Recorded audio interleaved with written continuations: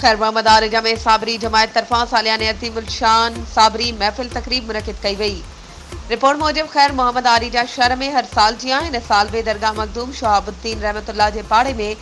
साबरी जमायत जे अॻवाननि फारूक अहमद सियान इम्तियाज साबरी सैयद गदा हुसैन साबरी अमजद साबरी रियाज साबरी फ़कीर मुश्ताक अहमद ऐं ॿियनि तरफ़ां अज़ीम आली शान साबरी महफ़िल तकरीब मुनक़िद कई वई, जंहिंमें महिमान ख़ासि पंजाब जे आलिम बुज़ुर्ग पीर सैयद जमील हैदर शाह साबरी ऐं ॿियनि आलिमनि नाज़ख़्वाननि मलिक सलीम साबरी मोहम्मद यूनिस चौधरी हामिद अली मोहम्मद सलीमान साबरी हारिस साबरी आफ्ताब साबरी फ़कीर आजिज़ अली रज़ा सुमरो शौकत अली आरेजो ऐं ॿियनि साबरी जमायत जे अॻवाननि कारकुननि ऐं शहरिन वॾे अंग में शिरकत कई। उन मौक़े ते नातख़्वाननि नात पढ़ी हुज़ूर पाक जन जो ज़िक्र कयो, जॾहिं त तक़रीब खे ख़िताब कंदे पीर जमील हैदर शाह चयो त तमाम मुसलमान भाइर असांजे आख़िरी नबी सल्लल्लाहु अलैहि वसल्लम जी ॿुधायल वाट ते अचो ऐं उन ते हली पंहिंजी आख़िरत संवारियो। उन मौक़े ते आख़िर में दुआए ख़ैर पिणु घुरी वई ऐं लंगर तक़सीम कयो वियो।